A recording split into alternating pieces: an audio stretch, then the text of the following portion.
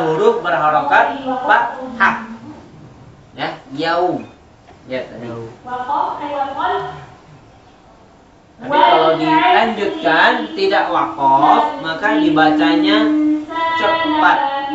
Contoh di surat Quraisy, ila fi Quraisyin ila fihim rihlatasy syita'i was-shayfi falya'budu rabb hadzal baitil ladzi. Tapi kalau dipanjangkan menjadi waqaf. Ya, kalau diwaqafkan menjadi panjang. Bait, Shayf, Quraisy, seperti itu ya. Ya, lanjut. Ad-din, ya, tipiskan di kasrohnya, kemudian panjangnya harus sesuai dengan mad arid li sukun sebelumnya, dan ada setengah huruf dari sifat nun. Ad-din. Coba ya.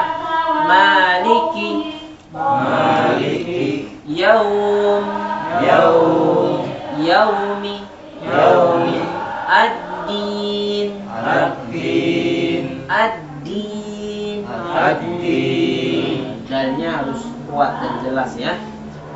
Oke, saya ulangi satu ayat. Maliki yaumiddin, Maliki yaumiddin, Maliki yaumiddin, Maliki yaumiddin. Ya, alhamdulillah. Saya ulangi dari ayat 1. Bismillahirrahmanirrahim. Bismillahirrahmanirrahim. Alhamdulillahi rabbil alamin. Alhamdulillahi rabbil alamin. Ar-Rahmanir Rahim. Ar-Rahmanir Rahim. Ar-Rahmanir Rahim. Ar-Rahmanir Rahim. Maliki yaumiddin. Maliki yaumiddin. Alhamdulillahirabbil alamin. Oke, cukupkan sedikit yang saya bisa sampaikan. Jadi ketika surah Al-Fatihah ini, Masya Allah, itu adab kita dalam berdoa. Di situ diterangkan kita memuji Allah dulu, ya, dengan maha pengasihnya Allah, maha penyayangnya Allah. Kita puji Allah Rabb semesta alam yang merajai hari pembalasan. Jadi kalau mau berdoa baiknya puji-puji Allah, ya. Bahkan ayatnya keterangan lagi, walillahil asmaul husna fad'uuhu biha. Milik Allah ini banyak nama-nama yang bagus, yang baik, maka fad'uuhu biha. Kita berdoa dengan menyebut nama-nama Allah tadi. Di sini nama Allahnya apa? Ar-Rahman Ar-Rahim. Tambahin lagi Malik, ya, dan seterusnya. Ya Wadud, ya Jabbar, dan seterusnya. Ya, kita puji-puji Allah kalau mau minta. Baru setelahnya Iyyaka na'budu wa iyyaka nasta'in. Jadi di sini ada syarat, kalau kita mau minta, kita beribadah dulu. Ya, na'bud dulu, ya. Kita beribadah dulu betul-betul pada Allah, baru kita minta. Minta pada Allah, ya. Apa yang kita minta? Ini yang sangat mulia. Ihdinas siratal mustaqim. Mintanya itu petunjuk, bimbingan, hidayah. Bukan minta yang remeh-temeh, ya, duniawi lah. Udah ada jadwalnya, udah ada ketentuan. Ada rezeki nomplok, ya nggak usah kaget, emang rezeki saya. Jadwalnya memang sudah tiba, jadi saya terima. Ada lagi sakit, nggak usah kebangetan sedih, karena udah tahu ini jadwal saya sakit. Masalah duniawi udah ada ukuran aturannya. Jadi yang kita minta di sini adalah hidayah agar ditetapkan, dibimbing sama Allah sampai kita wafat di jalan yang lurus terus. Ini yang sangat amat harus sering diminta. Bahkan dalam sholat, setiap sholat wajib dibaca. La sholata liman la yaqra bi Fatihatil Kitab. Tidak ada sholat alias tidak sah sholat teh kalau dia nggak baca Al-Fatihah, membuka Alkitab, ya Ummul Kitab, Al-Fatihah ini, ya sabu jagat. Doanya cuma Al-Fatihah aja misalkan, bagus. Ya, doa kita cukup Al-Fatihah, minta petunjuk.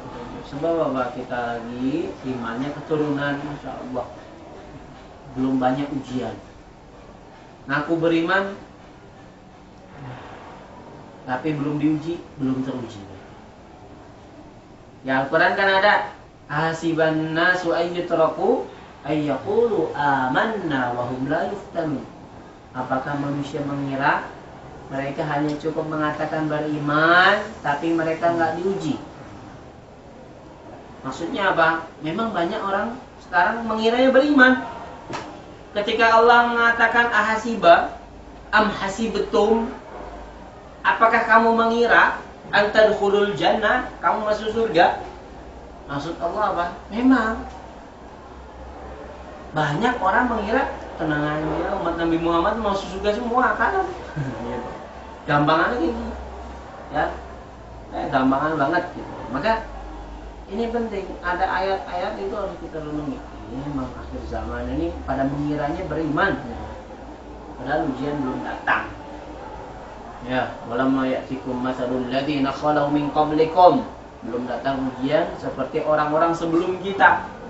Orang sebelum kita gimana? Oh, jaga iman luar biasa, disiksa. Ya, maka kita sekarang lawan setan. Ya, lawan setan. Itu keimanan kita akan teruji. Maka nggak heran orang-orang mualaf itu yang masuk Islam baru-baru setelah yang sebelumnya kafir, dia jaga imannya, rela mati. Ya, gak hanya berani korban harta, jiwa raga pun dikorbankan, keluarga sanak famili ditinggalkan. Itulah yang terjadi juga dengan para sahabat radhiyallahu anhum. Apalagi saat dulu perintah hijrah, harta ditinggalkan, keluarga sanak famili, istri yang gak beriman ditinggalin, sudah cerai. Gitu. Ya, jadi ini ujian. Itulah ujian ketika orang mengatakan beriman. Maka kita minta sama Allah agar terus dibimbing, dikuatkan saat lagi diuji, tetap minta bimbingan Allah. Saat kita lagi bahagia, senang, tentram, damai, minta bimbingan Allah agar tidak terlena. Ya, pentingnya minta petunjuk hidayah. Oke, itu sedikit sharing dari surah Al-Fatihah. Bahwasanya kita harus menunaikan kewajiban dulu sebagai hamba beribadah, baru setelahnya baru kita minta, dan mintanya pun minta yang terbaik, ya, bukan hal yang duniawi semata. Pernah dengar Bapak kalau melihat sesuatu yang dipenginin disolawatin aja? Nah, dengar nggak? Itu betul apa salah? Salawatin aja, bener, tapi maksudnya salah. Dengan maksud misalkan nanti biar dikasih yang semisal itu. Misalkan lihat gedung mewah, Allahumma sholli ala Muhammad, Allah pengen gitu. Harusnya jangan seperti itu. Harusnya gimana? Harusnya dengan sholawat itu menjadikan kagum kepada makhluk itu hilang. Oke. Mobil lewat harganya miliaran, Allahumma sholli ala Muhammad. Kenapa? Bacaan sholawat saya lebih baik daripada mobil itu. Pahalanya kekal, itu fana, bakal habis, hancur. Jadi apa? Ini cinta sama nabinya muncul. Bukan Allahumma sholli ala Muhammad, ya Allah pengen dapat juga. Salah. Salah penempatan gitu ya. Nah, harus diperbaiki. Kalau ada yang seperti itu, pernah dengar seperti itu, sampaikan bahwa maksudnya adalah menanamkan kebesaran Allah, cinta kepada Nabi, yang itu kekal pahalanya di akhirat, bukan hal duniawi semata, remeh-remeh itu. Ya, insyaallah mudah-mudahan semakin kuat lagi kita iman, semakin tetap lagi keimanan, hidayahnya dengan terus beribadah pada Allah, menunaikan segala apa yang dimau sama Allah, diminta sama Allah, diinginkan sama Allah. Udah mudah hidup ini, terbimbing insya Allah. Oke, mudah-mudahan sedikit ini bisa terus menjadikan kita tambah baik, tambah dekat lagi sama Allah, tambah soleh lagi. Nah, itulah yang dituntut kita sendiri dalam Al-Quran seperti itu. Menjadikan kita dan keluarga selamat dari api neraka. Itu tujuan. Insyaallah mudah-mudahan semuanya dimudahkan Allah. Amin. Amin ya rabbal alamin. Syukran jazakumullah khair, ahsanal jaza wa barakallahu fikum. Alhamdulillahirabbil alamin. Moga kalau ada yang mau ditanyakan langsung mau. Itu tadi mengenai surat Al-Fatihah di dalam sholat.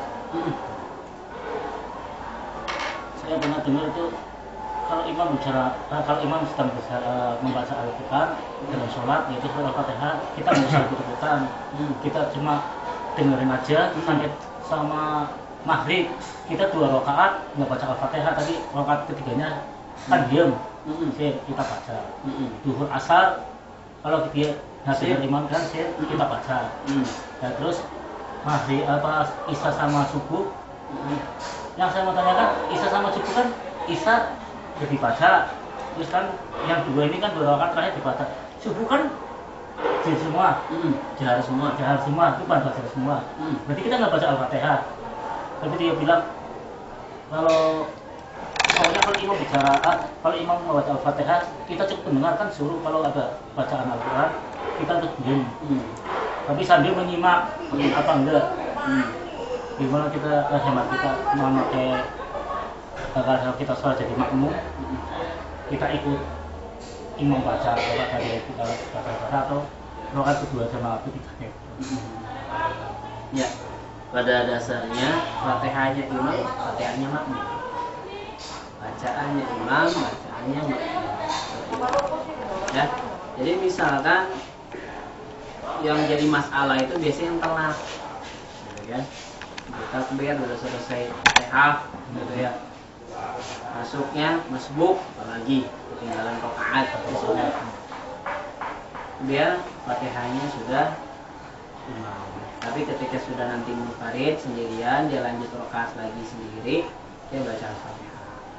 Kemudian untuk baca suratan imam sebaiknya memang didengarkan. Ketika surahnya nggak mampu, dia nggak hafal, nggak fokus juga, takutnya bayangan kemana-mana, pikiran kemana-mana, ini sudah baca Al-Fatihah nggak apa-apa, atau baca surah yang lain. Itu aja sih. Jadi jangan sampai ada celah setan ganggu. Intinya di situ. Cuma dengarkan, tapi akhirnya pikirannya nggak fokus. Pada dasarnya kita harus banyak amalan baik di situ yang sesuai dengan perintah. Karena dalam Quran, dalam sholat itu kan ya kumpulan daripada baca Quran, zikir, berdoa, ya, dan itu harus dikerjakan semua. Gitu. Maka betul kata Allah, orang yang jaga sholat dia terhindar dari fahsya dan munkar. Kenapa?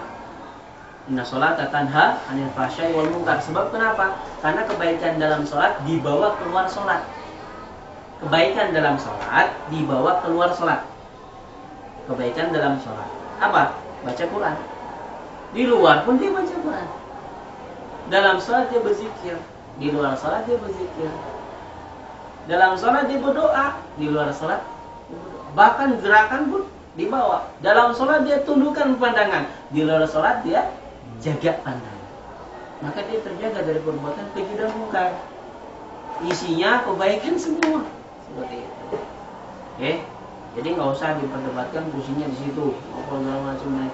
Itu istilah banyak para ulama banyak. Tapi pada dasarnya seperti itu. Kita sibukkan dengan amalan-amalan tadi yang sudah menjadi anjuran dalam Quran. Ya. Qul Allah widur rahman ayyamma tad'u falahu al-asmaul husna wa la tajhar bi salatika wa la tukhafit biha. Gak boleh kita kencang-kencang dalam sholat, gak boleh diem-diem juga dalam sholat. Wabtaghi baina dzalika sabila, ambil pertengahan. Jadi ya gak boleh jahar semuanya. Ini maksudnya ibadah. Ibadah umat-umat terdahulu ada yang cuma nyanyi-nyanyi, ya kan? Kencang, jahar. Ada yang semuanya hanya Dim, orang Yahudi. Itu kalau ibadah ya komat kamit aja, sambil goyang. Baca kitabnya. Kalau kita wabtaghi baina dzalika sabila. Kita ambil pertengahan, ada jahar, ada sir. Kita ikuti aja. Ya. Jadi seperti itu indahnya Islam. Ya. Betul-betul pertengahan, tawasid kalau gampangan bahasanya, yang itu menjadikan kita rahmat bersatu. Jadi insya Allah kebaikan dalam sholat kita terus praktekkan dalam keluar sholat kita. Keluar sholat kita, bukan dalam sholat kita. Semuanya harus bisa. Ya, baca Quran dalam sholat ini sudah kita seringkan baca Quran. Insya Allah bisa ambil banyak manfaat. Jangan sampai ada celah. Tapi setan itu ya goda bukan sejak sholatnya saja. Sebelumnya, tanda orang beriman ya kita harus siap-siap sebelum azan tiba. Nah, gitu. Itu harus siap. Sehingga setan nggak kuat lagi ganggu, nggak kuat banget ganggunya. Gitu. Sebelum sholat kita harus siap-siap. Ke WC, pakaian ganti, yang sekiranya takut ada najis ganti. Ya. Wudhu dengan baik, tumakninah, nggak buru-buru menunaikan semuanya kewajiban dan haknya wudhu. Ya, sampai nanti jalan dengan doa lagi ke masjid, masuk masjid doa lagi, kaki kanan lagi masuk dengan tahiyatul masjid, mengerjakan tahiyatul masjid dulu dan seterusnya. Itu rangkaian ibadah yang harus kita kuat-kuatkan sehingga setan itu nggak terlalu kuat ganggu kita, lemah. Belum lagi saat soft. Ya, softnya rapat dan lurus. Jangan sampai lurus tapi renggang, atau rapat tapi meliuk-liuk, itu juga salah. Nah, rapat tapi meliuk-liuk itu juga salah. Jadi rapat dan lurus itu insya Allah gangguan setan tidak terlalu berat. Ya, sebab setan ya datang waktu sholat. Yang kabur itu ketika azan dan qomatnya. Azan komat, WC mereka kabur. Tapi sholat dulu hadir, siap ganggu. Seperti itu. Oke, jadi Bismillah. Fokuskan, sadar. Makanya sadar dalam sholat itu penting. Kata Al-Quran kan begitu. La taqrabus sholata wa antum sukara. Jangan dekati sholat sedangkan kita keadaannya masih mabuk. Artian mabuk ini berarti kan sadar apa enggak? Sadar. Misalkan jegelek baru bangun tidur, tuhur, langsung WC, wudhu, langsung lari ke masjid. Itu khawatir belum kumpul, belum sadar sepenuhnya. Jadi harus tersadar dulu semuanya normal, nalar, baru kita kerjakan sholat. Kalau ayat itu sih teruntuk sahabat yang masih mabuk-mabukan dulu. Ya. Jadi Islam datang yang belum haram sepenuhnya dulu. Diajak mikir. Allah tuh merintahkan kepada manusia itu pertama ya diajak mikir. Masya Allah, indahnya pengajaran Allah. Diajak mikir dulu. Sehingga sahabat bisa nalar, mewanti-wanti, dan akhirnya bisa meninggalkan secara totalitas untuk khamar tadi. Seperti itu. Monggo kalau ada yang lain. Belum ada, alhamdulillah kita cukupkan sambil menunggu persiapan zuhur.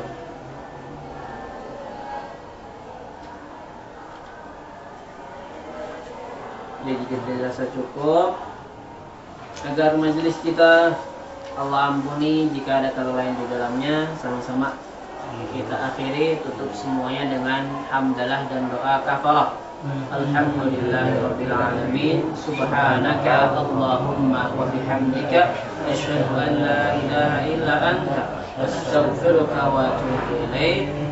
Jazakumullahu khair wa barakallahu fikum. Wassalamualaikum warahmatullahi wabarakatuh. Waalaikumsalam warahmatullahi wabarakatuh.